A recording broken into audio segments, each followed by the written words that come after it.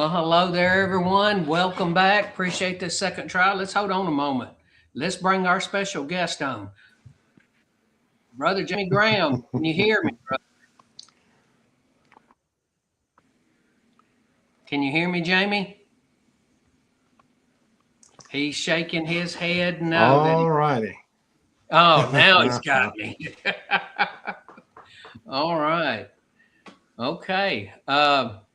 Well, now that we're going to try this again a second time. Okay. I want to first introduce our special guest, and that Can anybody hear me? Because I can hear no one.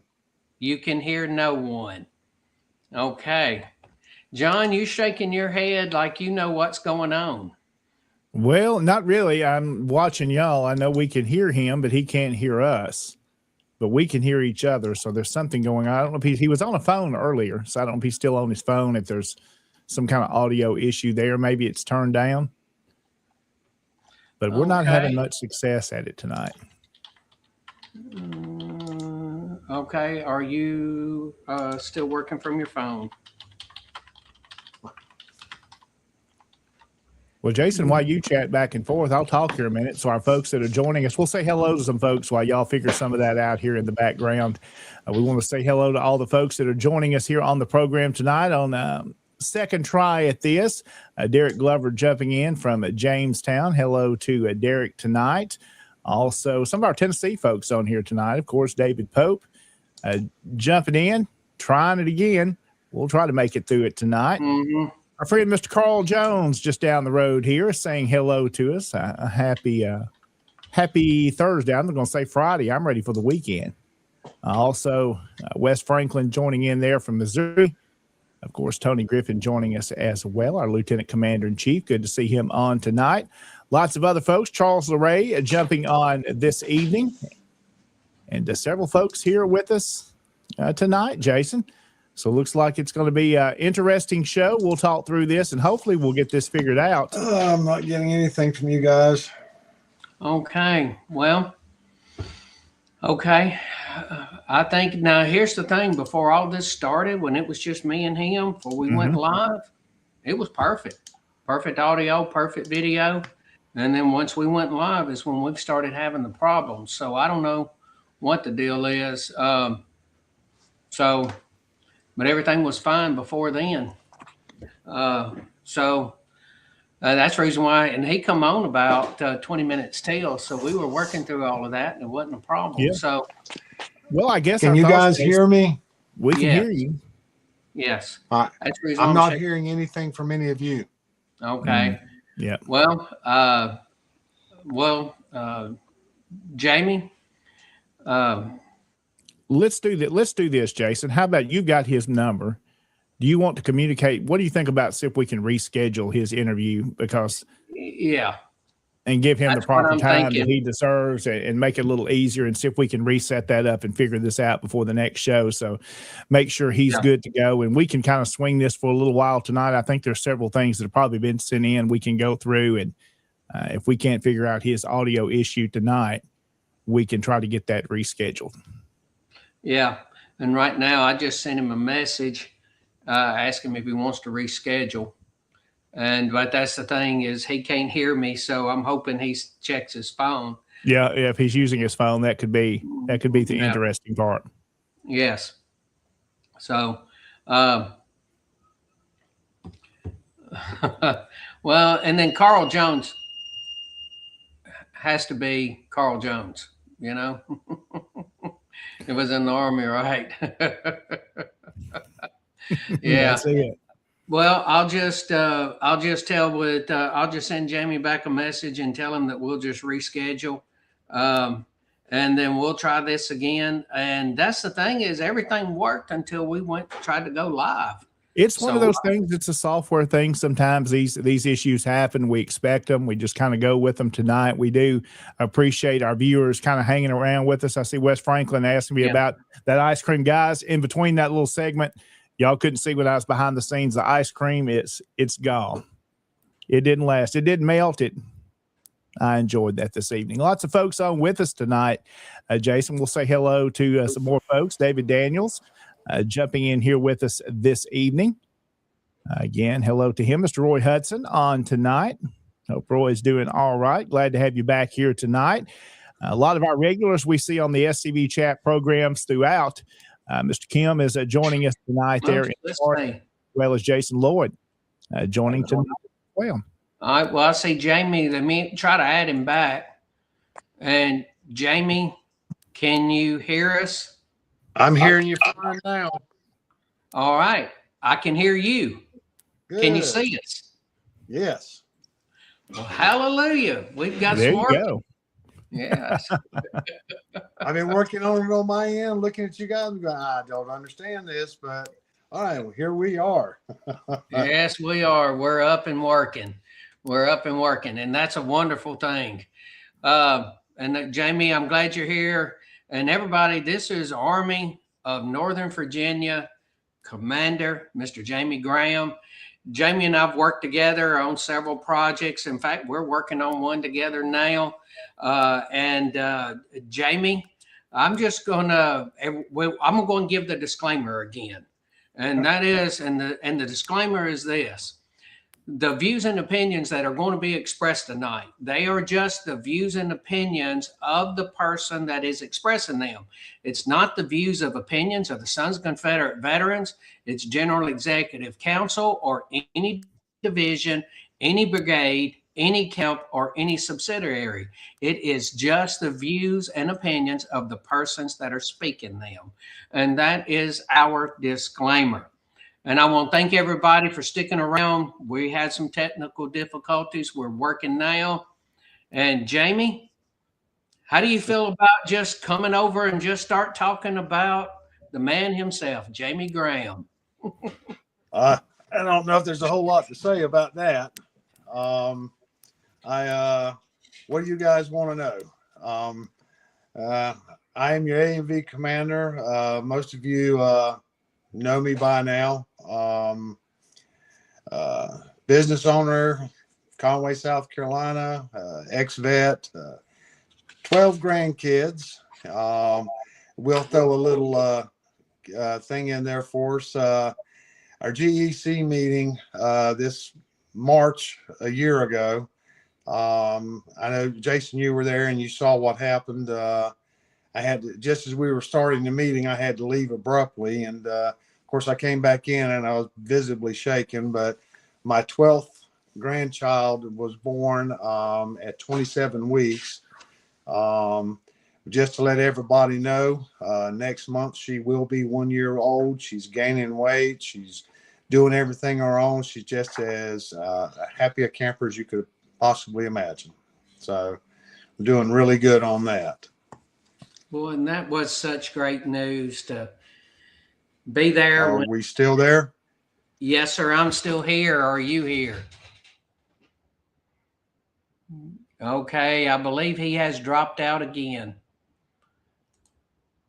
John, I was going to bring you back on. I believe he's completely dropped on us. And John, you've lost your audio. How about now? I had my audio muted. That's my fault this time. Yes, and Jamie is back. Are you there? Fine. Did John kick me off because he got tired of me? No, I didn't have nothing to do with that one. I was relaxing back here. Yeah, you just dropped completely off. Mm-hmm. I was you had finished talking about your granddaughter, and I remember that was one of the hard to put the emotions behind what we went through. All of us saw it in his face and saw it in his actions, and then to hear him say those words, it was humbling and heartbreaking all at the same time. And everybody felt for him immediately, and and to see her brothers real quick. Yes. And to actually know that she's turning a year old. Isn't that awesome? That's God's blessings on us right there. Yes. God is good, and he does bless Come back, you right John. there. I lost audio as soon as you left. All right, John. I guess I'm staying on the screen tonight if audio stays. Yes. As soon as you left, audio went away. Well, I'm going to stay here, y'all. I'm going to mute myself, but y'all can just keep talking. I'll stay here and watch y'all, and you jump in if you need me. Well, see, now that to me makes no sense whatsoever. I'm not hearing Jason. Can you hear me? Oh, I can hear him. Let me drop off. John? Yeah, I'm still here. Can you still hear me all right? I'm hearing you fine. Can you hear me? Yeah, man, this is one of those nights that it's just not going like we would like it to. There's Jason. He's back. All righty. Can anybody hear me? There he is. Yeah. Hey, we made it. Yes. We keep on. I'm going to put my bobblehead on here and go see my wife. Well, and and I understand that because it's frustrating and it's tough to do an interview when you're having technical difficulties. It really is because you're wondering, when am I going to drop again? You know, can they hear me? That's the biggest thing. Is if they can hear us and we can do it, I'm here. That's It's what I over love. you guys. It's past my bedtime. I'm already in. Well, and Jamie, it's well, you mentioned about you being my first working relationship with you. First thing we ever did together was I believe you were a division commander at that time. I may have been chief of staff at that time, Jason, but yeah, we worked on some disciplinary issues and different things, and of course, when you were well, I had fun with you and Larry McClooney. You were lieutenant commander at the time, as I recall. Yes, sir. That was wonderful, guys. I loved it. It was wonderful. Yeah, and Tom Woods coming on and saying congratulations on 12 grandkids. Yes, sir. 2 great grandkids, and our 3rd grade grand is on the way. My stars. How did we get so old? I don't know about you, but I'm in my prime. Oh, yes. Don't ask Chuck McMichaels about that, though. Okay. He may have a differing opinion.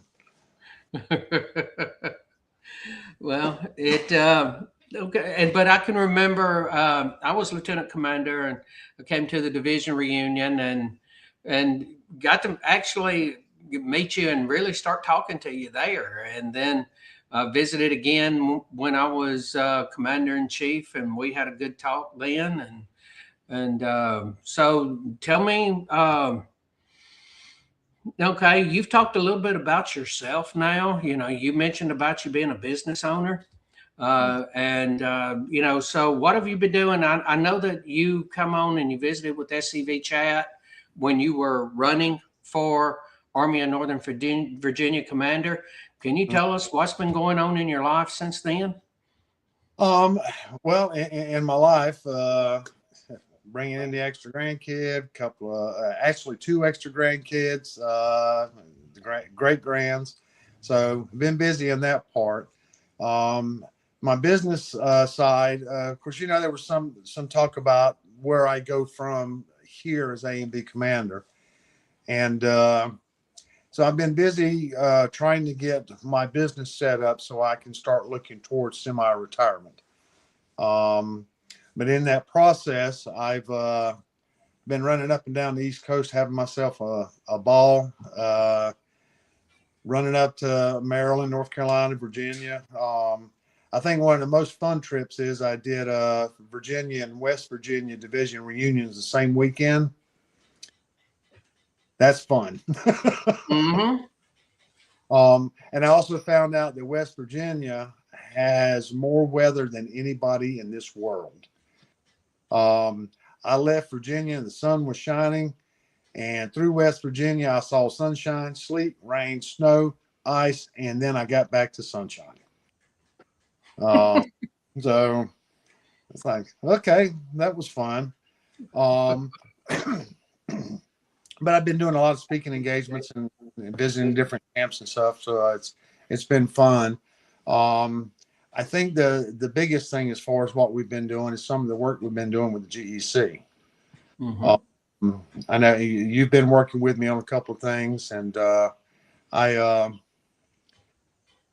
one of the things that, that I ran my campaign on is that I wanted to work on the website and getting communication system set up. And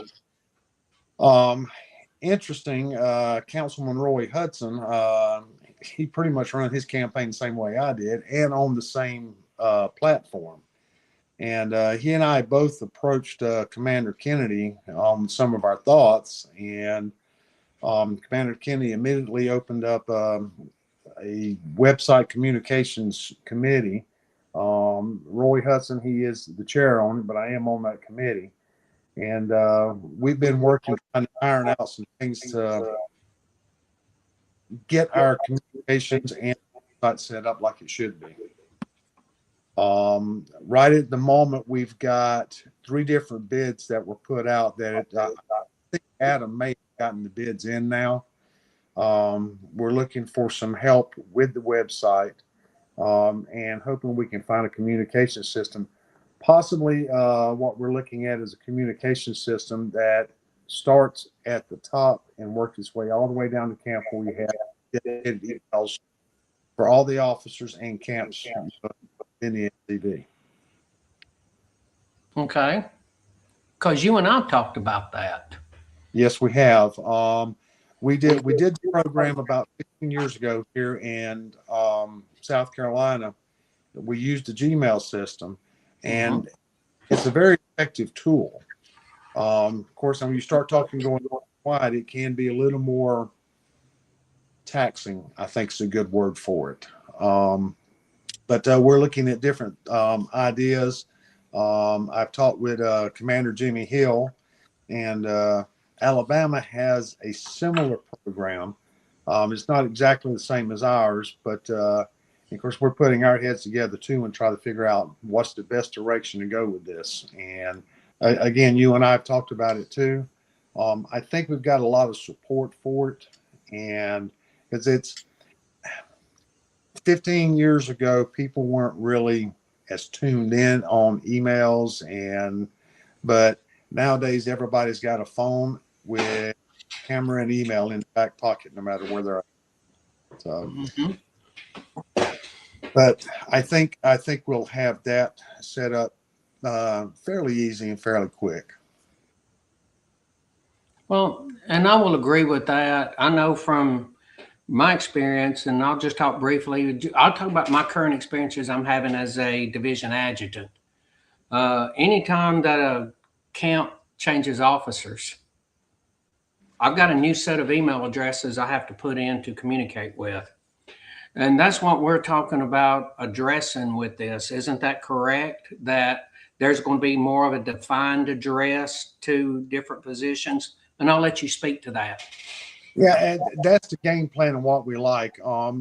Here in South Carolina, for instance, on my Gmail account for my camp, for instance, it is SCSCV 132. Now, what that is South Carolina Sons of Confederate Veterans Camp 132 at Gmail. But you shorten it down, and you can do the same thing with NC, SCV, whatever the camp number is. And that's just one of the aspects of doing it with a Gmail system. But in that aspect, when I go into my camp email, I have access to all of the other camps within South Carolina. When I am on my past division commander, which I'm still immediate past division commander, and I have an email for that as well. And I can contact all the brigade commanders or any of the camps that I need to, as well as the staff officers and so forth. It's a good direction to go, and it doesn't necessarily have to be the Gmail system, but we have learned that over the last 15 years, it's a very effective system. The division commander wants something sent out, and 3 clicks on his computer, and every one of the camps have got this email.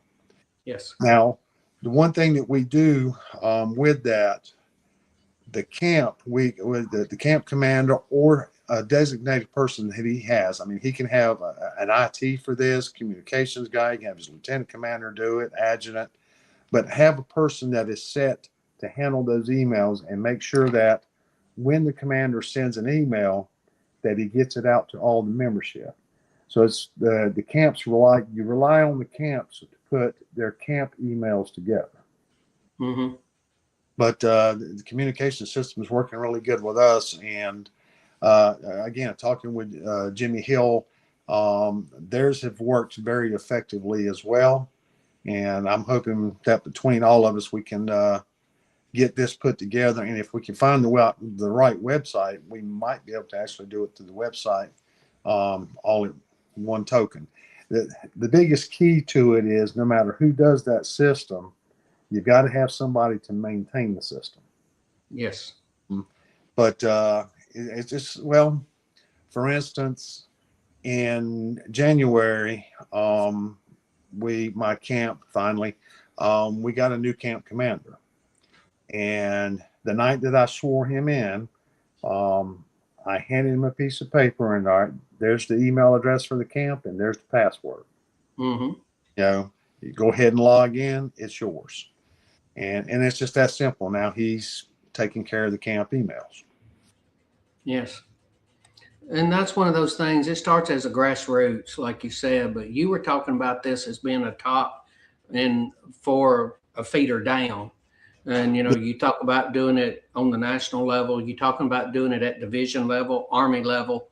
And as we all know, communication is the key. One of the things that we have to do is we have to talk to each other. We have to communicate with each other. And that's also one of the purposes of this program right here is, SCV chat and all of that. Word goes out immediately. As you know, by the mistakes that have happened tonight and the bugaboos that we've had and the gremlins, that this is a show. And so when you have live shows, you're going to have it, but it's a way to communicate. Social media can be an extremely helpful way to communicate. It can also be the devil's playground. So you have to proceed social media and you have to treat it that way. Cautiously optimistic is kind of a way I see social media. Now, as far as this email program that we're talking about, and this is like Commander Graham has said, this can be passed on to the next person. Somebody's not having to go and change. Like to me, as adjutant, I had a new camp send me their officers. I have to go in and physically change their email address in my system. Whereas before, on their end, if they would have had it at the camp level, the change would have been made there and not with me. Well, and that's what we did. I took over as division commander from Leland Sumter. And of course, at that time, I already knew what his email account was, but he handed me his password. I signed in and I took over as division commander. I did my 2 terms as division commander, and then Perry Smith took over. Mm-hmm. I handed him the password. And so now he's running that. And the same thing will apply at our next division reunion. He will be taking my position as past division commander. And of course, our past division commander sits on our division executive council. Mm-hmm. So he has an email. And again, the same thing will apply. I'll hand him the password for past division commander, and then he'll sign into that account, and I'll move on down the road. Yes. This is something that when Commander Graham was talking to me about, this is something that I appreciated right off the bat. I mean, this is something that it makes position changes. It simplifies position changes. People are rotating in and out of office every 2 years. And, once you get it set, you've got to change it. Well, this is only changing it because the person that's replacing you, you hand it to them and they go on about their business, and that's instead of having to, get in touch with me, get me to change it. And then what if I mistype it? Because it's not SCV, it's, like John Blankenship, it might be 20 characters long, so it's, so that's one of the things that you have been working on since you have become Army of Northern Virginia commander. And what else has been on in your view? Well, one of the other things I worked on, we talk about a lot about disciplinary, and um, I won't go into great detail because I'm not at liberty to. But one of the things that I've seen since I got on the GEC is that when we have a disciplinary issue, um, let's just say problems exist. Would you say that's a good word, Commander Bashir? That is a very, yes, sir. That is a good word. Yes. Okay. Um, and in many cases, things get drug out. And I remember we were on a Zoom call, and it was concerning a certain disciplinary issue, and this is something that had been drugged out. And I remember what Commander Kennedy had to do, and I was watching everybody on the Zoom call, and no one was happy where we were at with this. And we finished the Zoom call, and I got off that, and of course it was later in the evening, and it just bothered me. I'm like, something's not. Morning, I got up and I started researching the way that disciplinary issues were handled constitutionally, and the way they were set up for camps and commanders to do it. And as I started pulling up into it, I realized it was a lot of problems involved in it. And I called Commander Kennedy and I told him, I said, we need a specific form in here to simplify this. This way, if someone has to prefer charges against an individual, it needs to be uniform across national. And he asked if I could put the form together by the EC meeting, and I told him I'd have it done. And of course, I talked with you a lot about it. I talked with Lieutenant Commander Griffin. Put the form together at the last GEC meeting, as you well know. We voted, and it's actually on the website. For those of you listening, if you go to our website, National's website, go into the documents, and it says Understanding the Disciplinary Process. You will find the form in there. I think we put this thing on about a third, fourth grade level. It's very easy to read, very simple, to the point, tells you exactly what you need to do, what you need to have, and how to go about it. But on that same token, as we were talking about that, I think the entire GEC realized there's need to be handled on it. And Commander Kennedy, again, another ad hoc committee, disciplinary issues committee, and he made me the chair. Told me to pick my committee, and I did. And Commander Boshears is actually one of the members of that committee, and we've been working on this for the last few months, trying to simplify it, take out a little bit of the excess that's not necessary, and do as much as we can to make it for those who are preferring charge or those that are accused. And I think we're just about there where we need to be. I've had about half of the GEC review it, and where we're at right now, everybody's telling me they like what we're seeing. Yeah. Hopefully we can, in Kentucky, maybe we can get this fixed and make it simpler for everybody involved. And fair. And that was one of the things that we talked about. First of all, was simplifying the process and keeping the process from drawing out for 6 months, a year, something like that, and to make everything the same and fair and balanced and everything. And there was some excess in there. You are correct. Yes. Well, not only with the excess, but there are certain points in it that, because as a GEC member, I need to be well advised on what's going on from start to finish. Yes. And there are some things in the Constitution that don't actually clear that like it should be. Mm-hmm. And and you know, Jason, you and I have talked about this. If there's a disciplinary issue in the A&V, the person who's involved or the people that are involved in it, they're not going to go pointing fingers at Jason or Commander in Chief. They're going straight to the A&V commander because that's what they elected him to do. And I want to make it where it's any member of that GEC, it's clear what needs to be done. They're well advised and understood the process and what's happening, so we can make sure that it's fair for everybody involved. And I would like to see, instead of this 6 month to 9 month dragging this stuff out, I firmly believe that there's no reason we cannot handle most of these disciplinary issues within a matter of 3 to 4 months. I agree with that. Yes, sir. And that makes the process better, is to streamline that.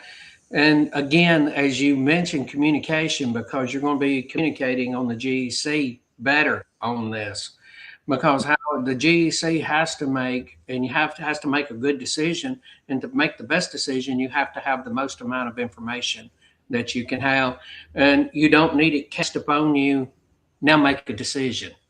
Okay, you don't need it fed at you like a Pez dispenser, and then go, okay, now make a decision. No, you have to think about it and all that. And I like where it's going. I do. I think, and I want to thank you for working on that, because that's a complicated issue. And it's because emotions and everything else get involved in it. And those are things you have to take into consideration along with the facts. So, well, Commander, there is no perfect world. No, there isn't. Thank you for saying that. And there's no way that, I'm glad that John brought some ice cream out there, because one of the about flavor ice cream. I could be at that GEC meeting and serve ice cream one, but I promise you, someone's not going to like the flavor. Mm-hmm. Mhm. You're just not going to make everybody happy all the time. It's impossible. But what you have to do, and the goal, and this is my goal sitting on the GEC, I don't see myself as the A&V commander. I see myself as a member of the Sons of Confederate Veterans with a position to help our organization. And that's my task while I'm there. I want things to be simple and fair, because, we're constantly talking about growth, but I own a business. And over the last 6 months, I have grown my business by about 45%. Now that's huge. Mm-hmm. But to do that, I have to have my ducks in a row with my. And the same thing applies with the SCV. If we've got contradictions here and too much backbiting, and we don't have our ducks in a row, you're not going to be able to grow. You're not going to be able to retain. Retention is going to be a nightmare. And if you look at where we are right now, retention is a nightmare. Yes. We don't do terribly bad at bringing people in, but retention is the key. And that goes directly back to our ducks not being in a row. And when I ran for A&V commander, that was one of the things that I told people, that I had intentions to get up there and help fix what needs to be done. Yeah. I look at it from a business aspect. We have a business to run. I have to make it profitable, and I've got to be fair to everybody involved. Yeah. Wow. That's a great business plan. And that's what we have to have as an organization, is we have to treat it, because I know it's personal to us, and it's about our ancestry, and it's about our family lineage, and it's about these brave men who placed themselves to put an invading army in their home. But when we're running this, we have to sometimes treat it as a business. Mm-hmm. And there comes a time things have to be a business decision. And I know it's hard to accept because it's personal, but Mhm. it still has to be run as a business. And But keep in mind, Commander, when for us it's personal. mhm, Um, you know, but you and I have been in this a while. And we start talking about recruitment. Um, for those people that we're trying to recruit, it's not personal to them yet.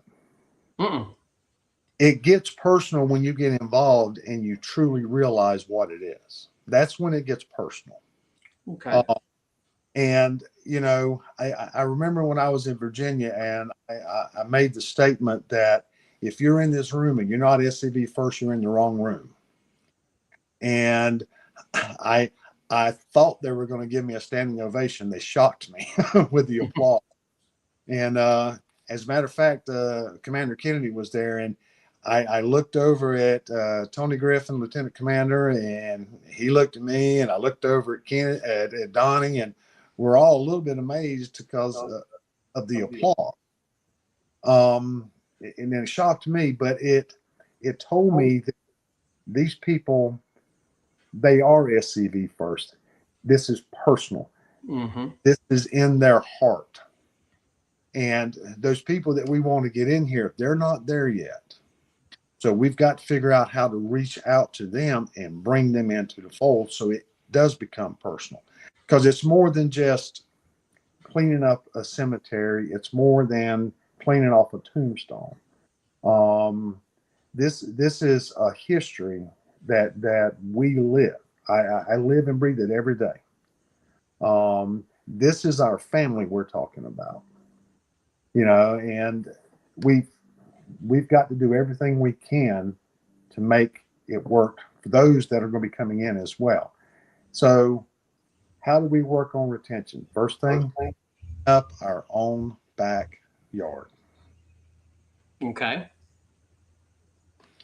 Um, Part of doing that is some of the same things that we're talking about now. Get a website, get it updated, and I know we're going to have to do something else with the website because current IT is actually running for division commander in South Carolina, unopposed mm-hmm, right at the moment. So I can tell you from experience, Division Carolina, he becomes the next South Carolina division commander, and that will be next month. Um, he ain't gonna have time to be in IT. yes, Now I yeah, can go and enlighten you to that. I happen to know the job he's planning on taking. Been there. I There's things that I'd like to just do on our recruiting efforts. Um, I think I think our billboard program was a good idea.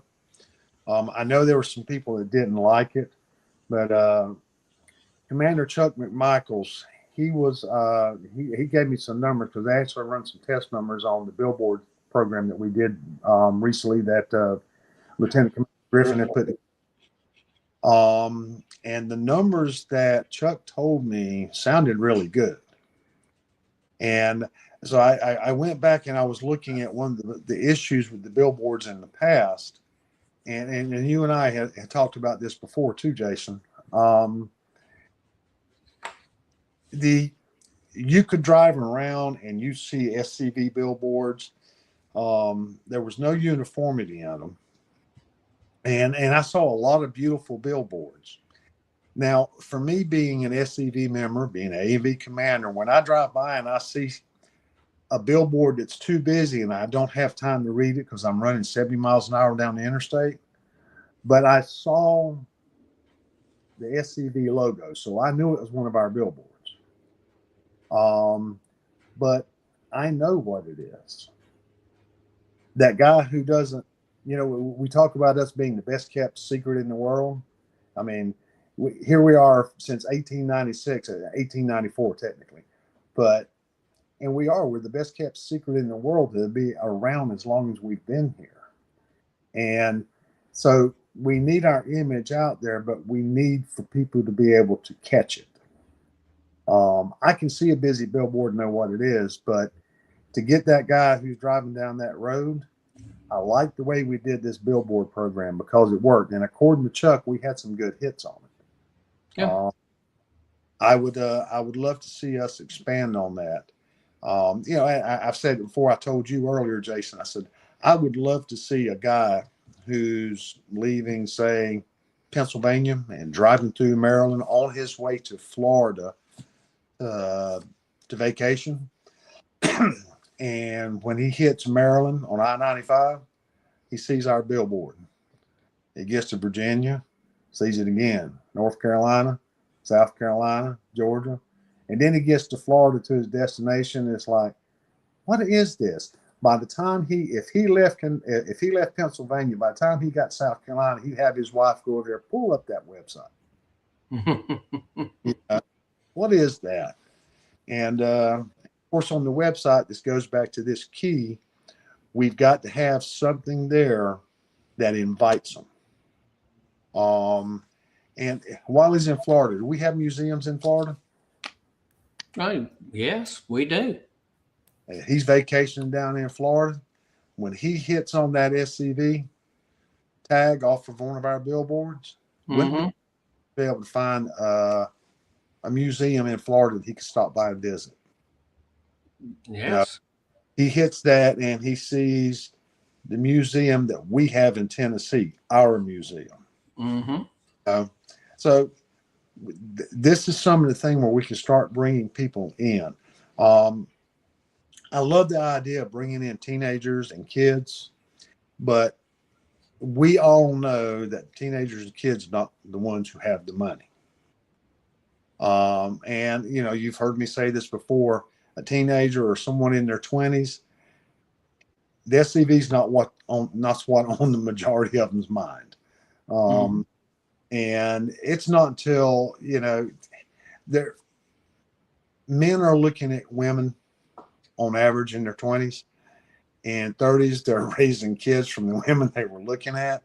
And it's not until they're about 40, maybe 50 that they actually have time and money to be able to get involved in something. And they're actually looking for something. And these billboards, that's the crowd we're going to be targeting. I think it's the direction we need to look at and to be able to expand on that where we can make it beneficial for us. Commander Graham, can I jump in since you're talking about billboards? That's something I've been working on today with our rep today and getting some prices on some good locations. And here's our first sample the Tennessee Division has put together. If you can see that one.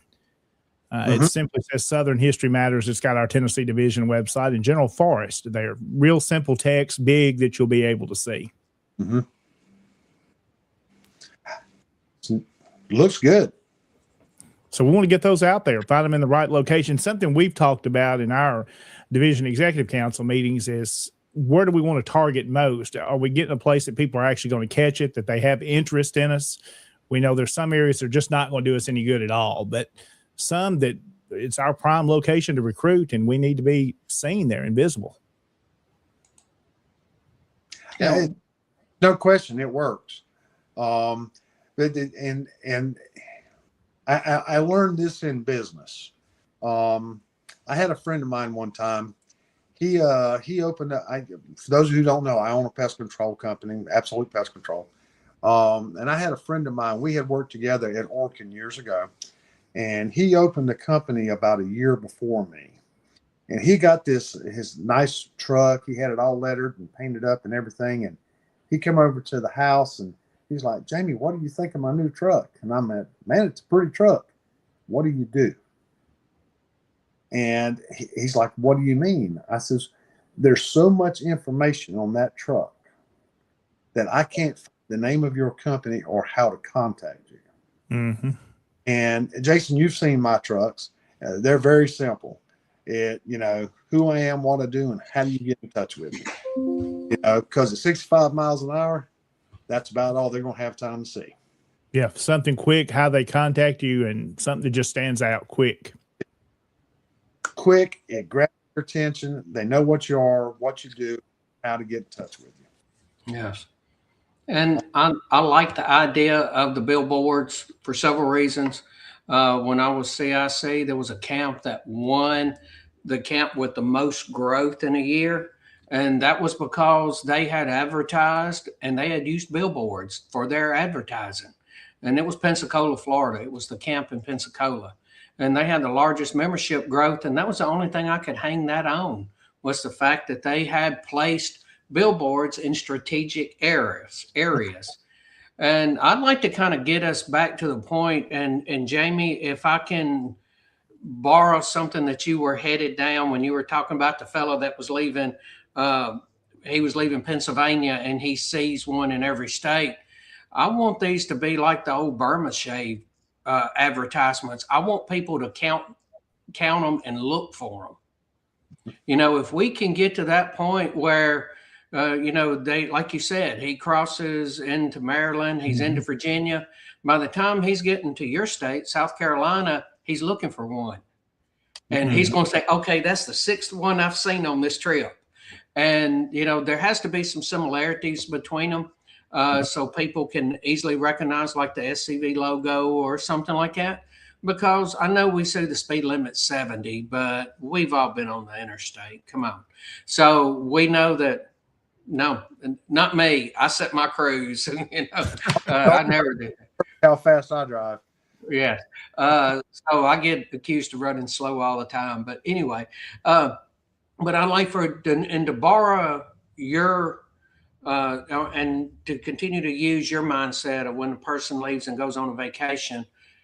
Wouldn't it be nice if we have our own members, like they're traveling north and south, east and west to get to Lexington, Kentucky, and to our national reunion, and they're counting the billboards in July, because our Lieutenant Commander in Chief, Tony Griffin, who's using his recruitment and retention efforts to bolster this program.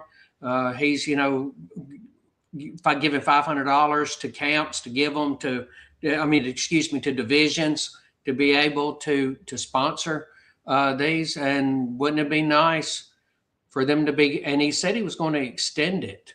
And it was going to go to, yes, we did Jackson in Virginia for his 200th birthday. Yes.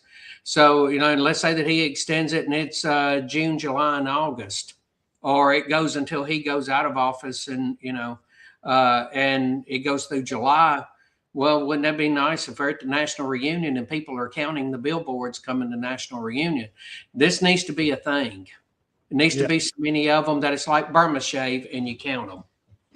That's just my humble opinion. It's an extremely good idea, a good way of doing it. There's nothing perfect, and we know that, but we make it work. Yes. Well, there is no perfect way to recruit or to keep people, to recruit or retain. And one of the things with the billboards, and it goes back to best kept secret. Well, let's not be a secret.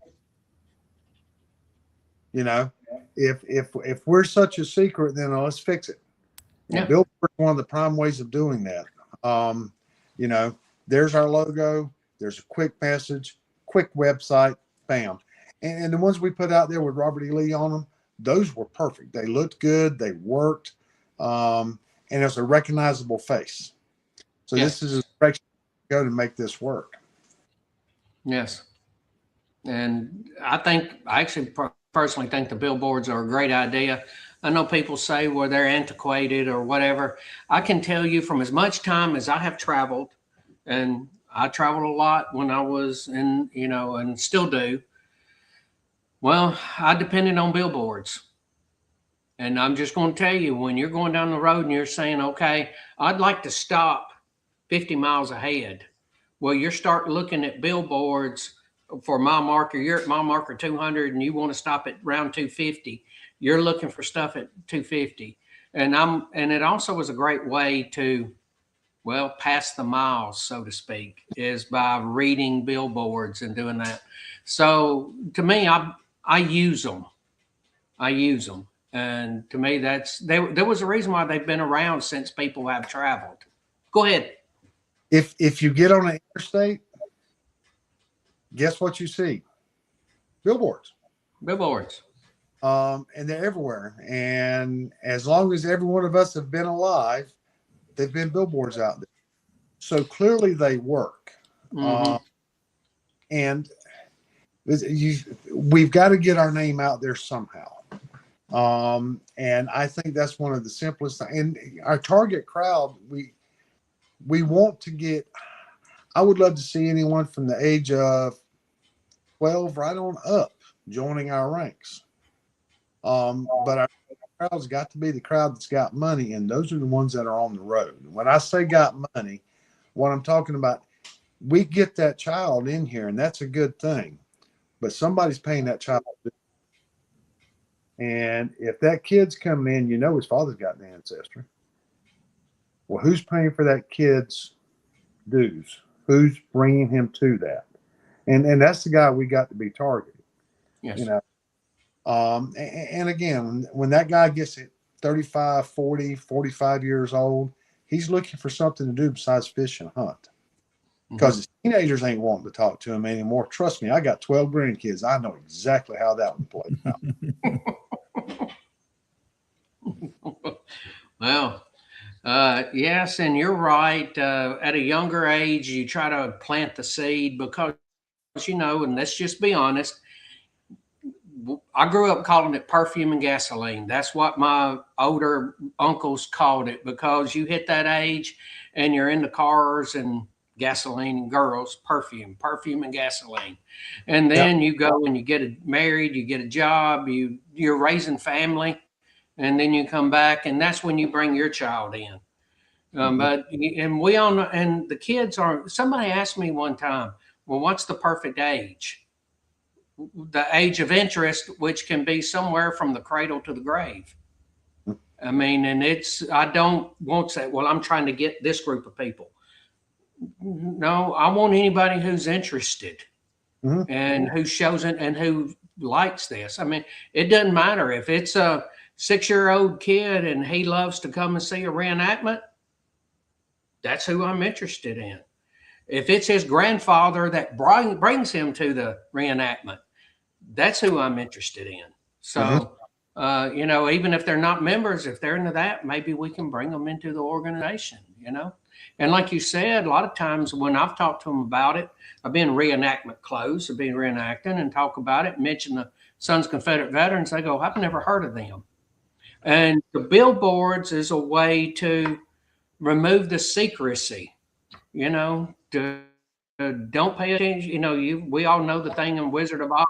Don't pay attention to the guy behind the curtain. No, let's pull the curtain back and let's let people see who we are, because that's how our recruitment improves.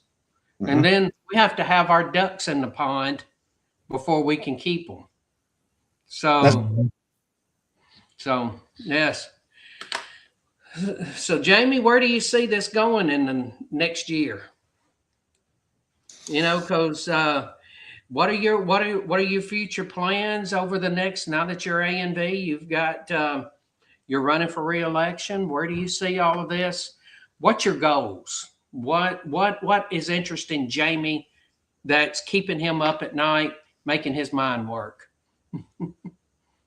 Oh, that's a big question, Jason, because I could go for days on that one. Hey,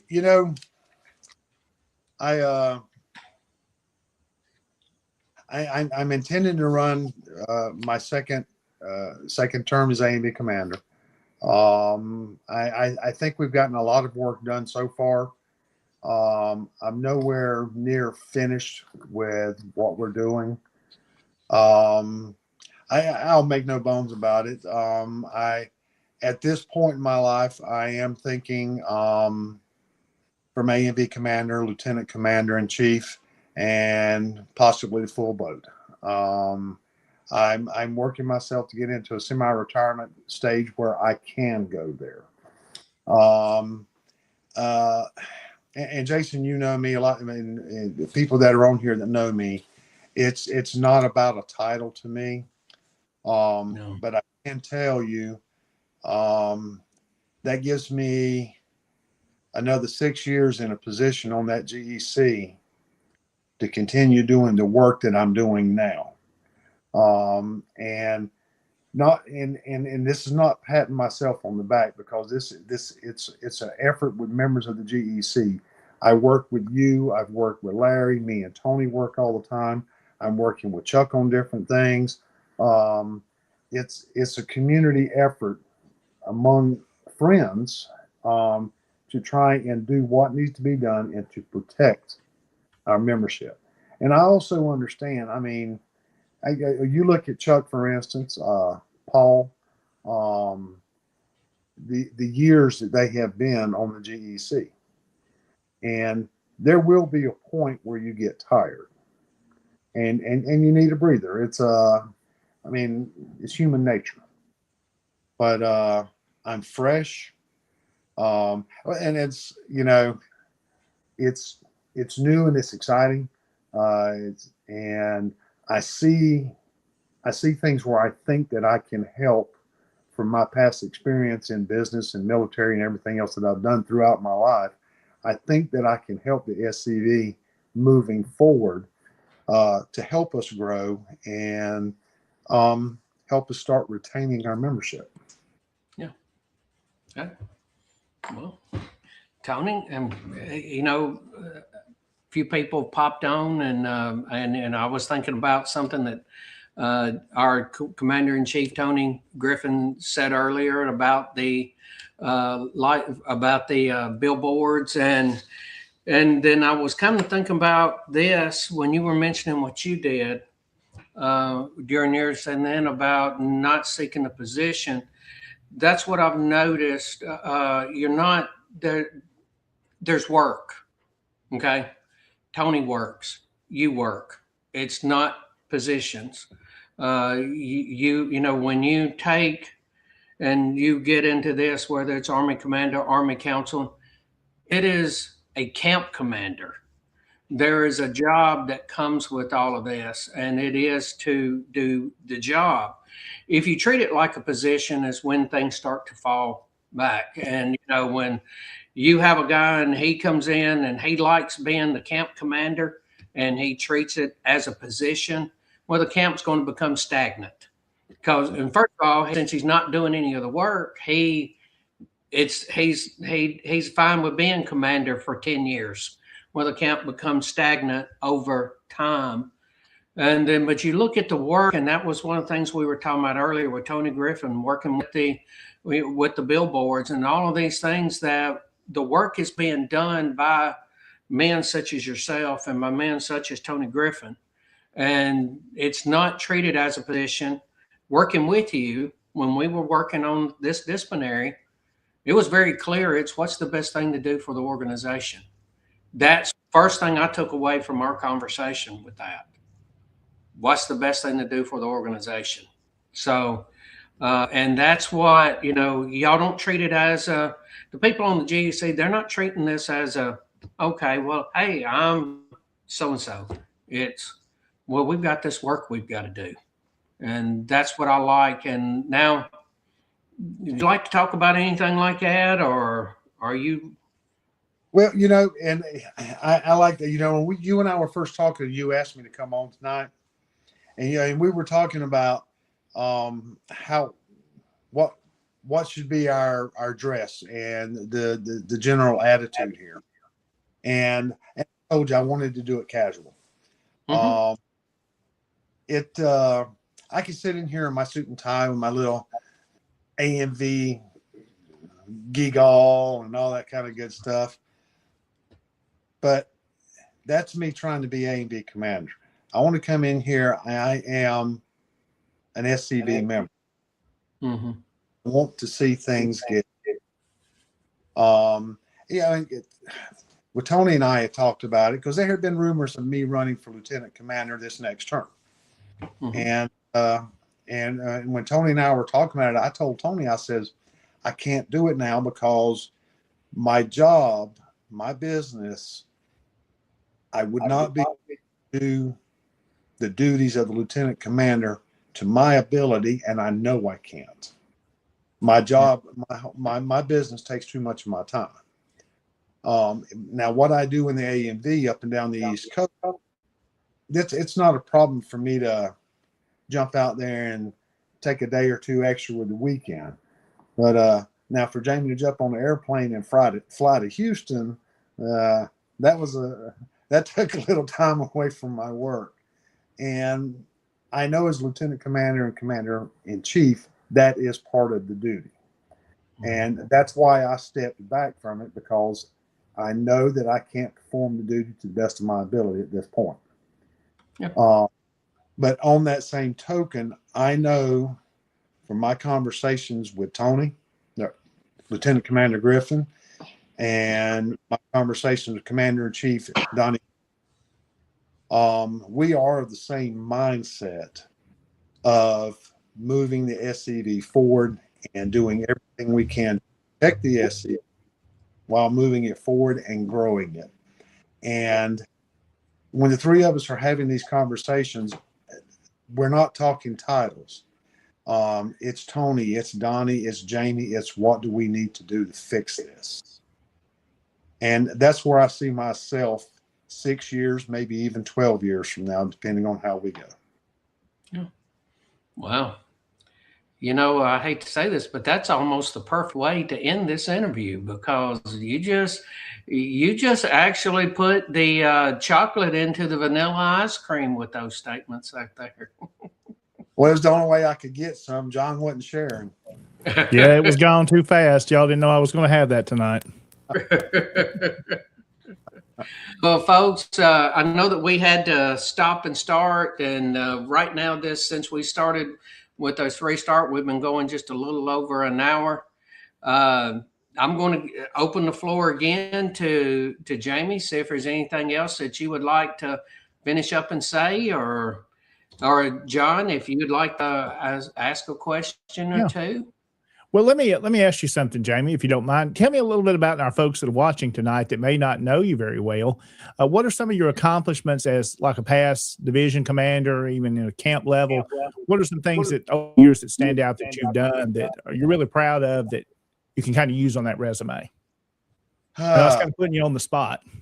Yeah, because now you're going to make me have to brag on myself a little bit or pat myself in the back. Maybe I can poke some fun. As a camp commander, and I won't deny the fact that I am an A personality.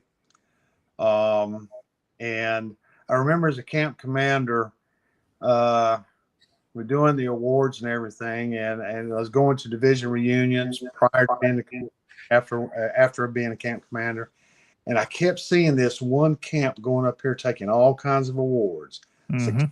Camp number 4 in Charleston, South Carolina, one of them big camps. And I said, you know what? I got to knock them off their perch. I got to be camp of the year. And you know, we had a little small camp of 30 some odd members. And it's like, how do I take these big boys down? Well, I did it. Not once, not twice, but several times.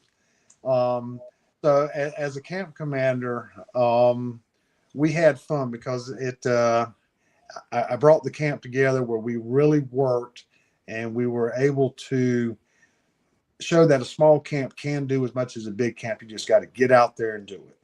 That's key what you said, working together. You got them working together, not one or two people, but the whole group being involved, wherever their talent is, working together. Yeah, exactly. And, you know, and Jason will well remember this. Couple of people that are watching will remember this.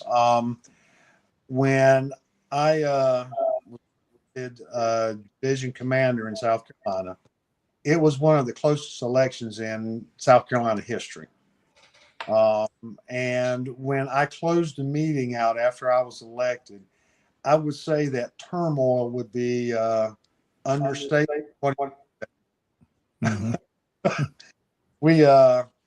Our division was split. We were actually in trouble at the time, and my goal to bring our division back to a brotherhood where we work together. And after 2 years, I had an individual up in the Greenville camp. He told me, he says, Jamie, he says, I've never saw this. We got upcountry people and low country people sitting down, having lunch together, not in separate groups, but sitting at tables together and in having meaningful conversations.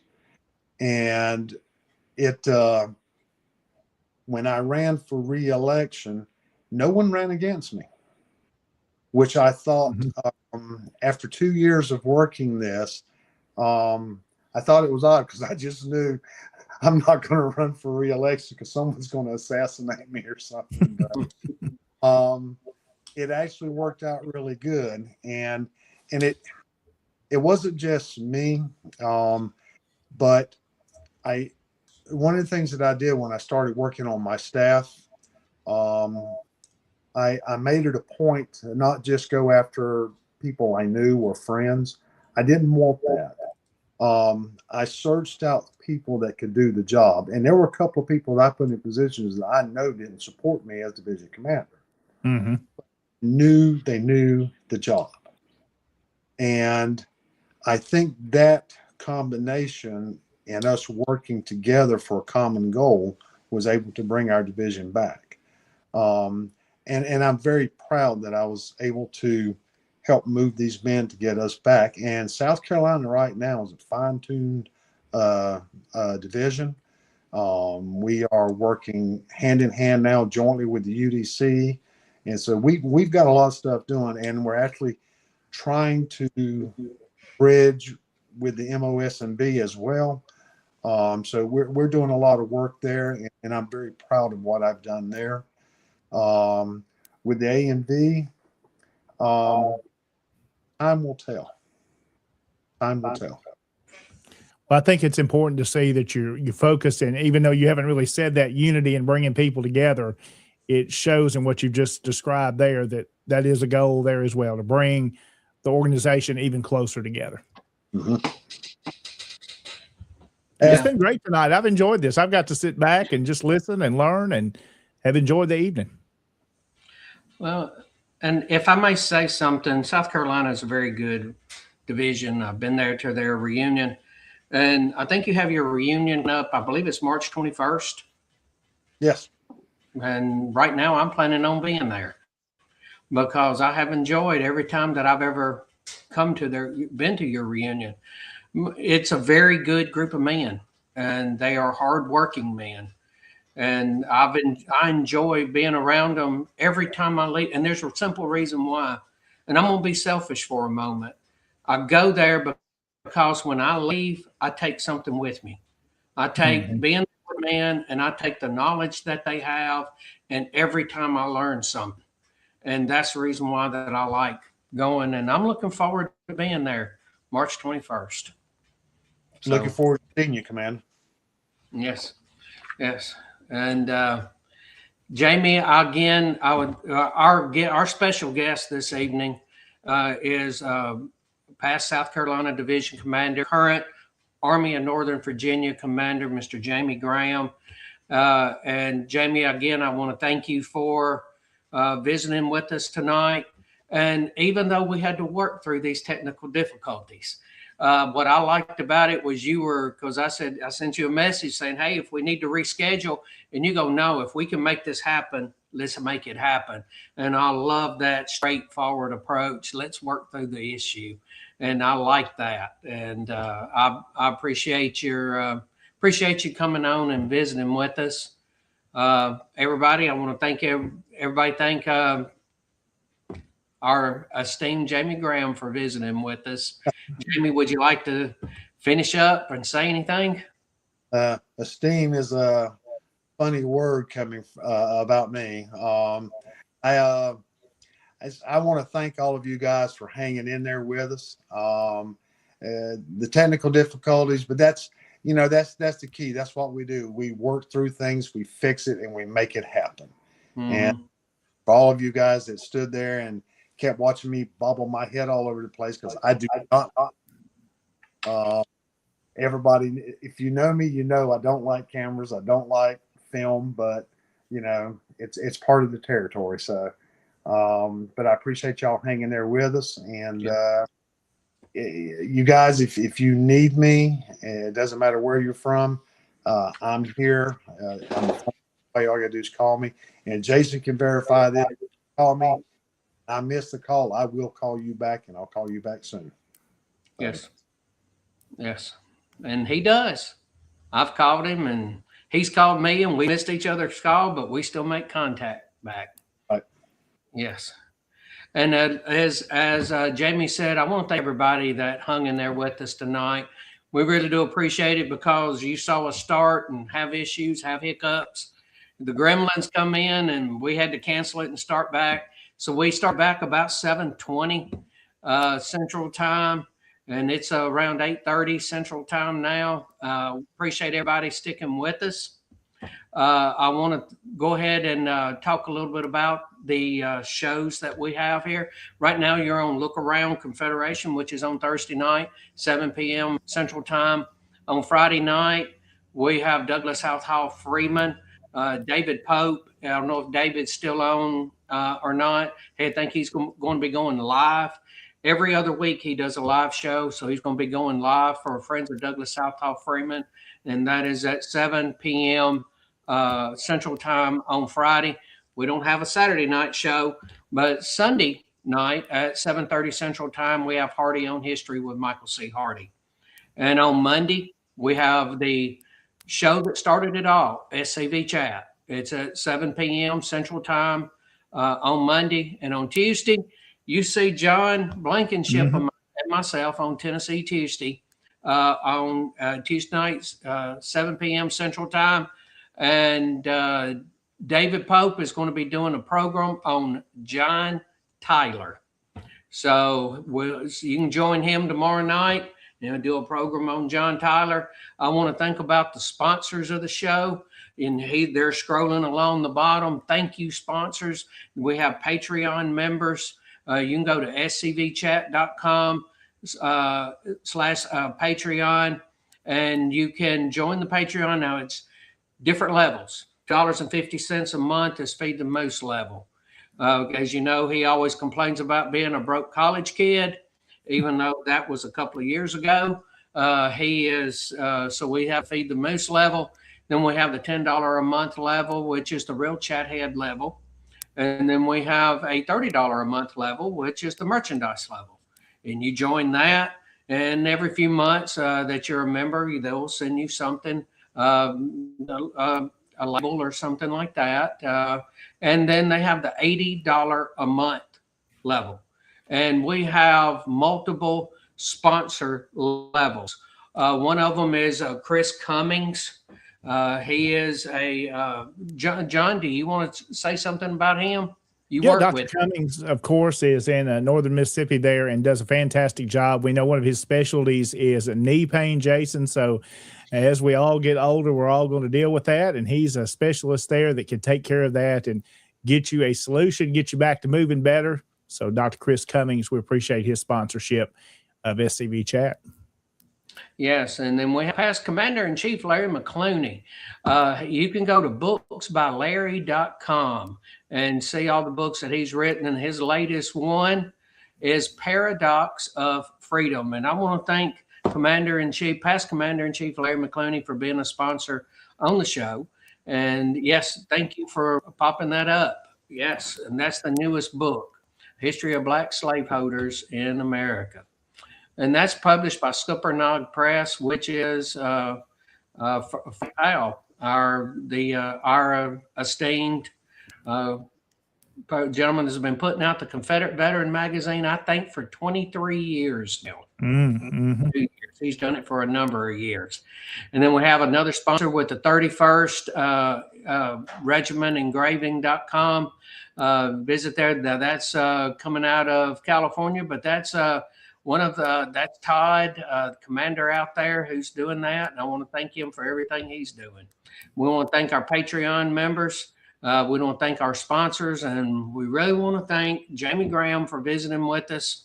Thank you, Jamie. And thank you for hanging in through all of the issues that we had. But I love that attitude. He said, no, let's work on through. And we did. Well, now it's time for me to go to bed.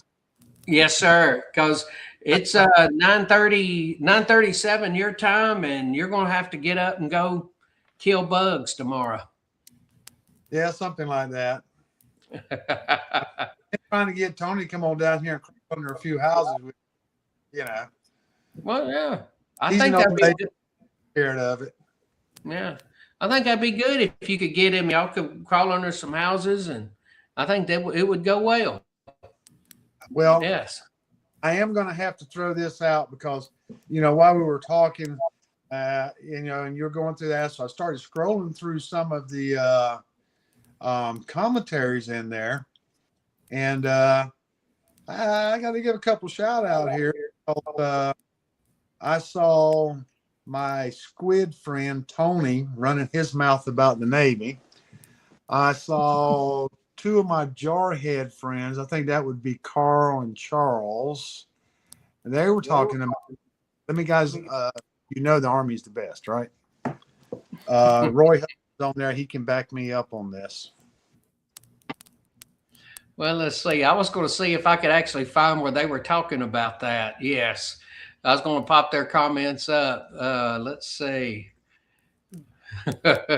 And I do remember seeing those on there. Yes. And I see Carl. Yes, I did see Carl got on. Yes. Uh-huh.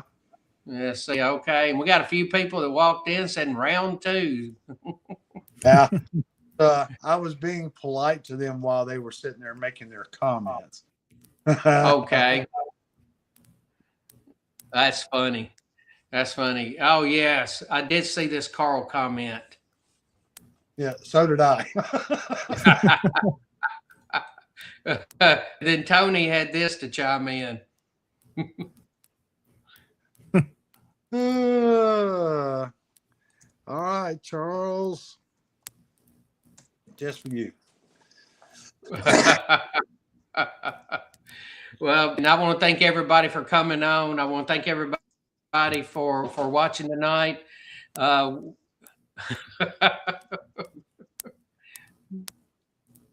Okay, I think that just wrapped it up. I think we can have our wrap party now. Jamie, again, thank you for joining us. We're going to leave on a commercial. John, if you don't mind playing us out with commercial, and then we will end the show.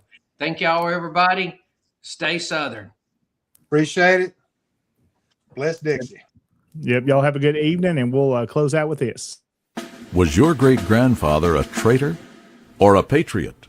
Today's politically correct are trying hard to take away the heritage of the brave Confederate soldiers who fought and died for their land. But one thing is certain, they can't change history. Those Confederate soldiers were fighting for the same reason soldiers fight today. They were fighting against homeland invasion. We believe that the desecration of the bravery, patriotism, and honor of those men should not be allowed. They were outmanned and outsupplied, but they were never outfought. They were proud men who believed in fighting to protect their dignity, their homes, and their families. If you're the male descendant of a Confederate soldier, we'd welcome you to join with us in the preservation of that heritage. We're the Sons of Confederate Veterans.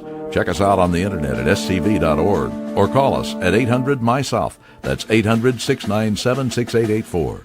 Sons of Confederate Veterans, dedicated to preserving the reputation of men like Robert E. Lee, Stonewall Jackson, and your great-grandfather.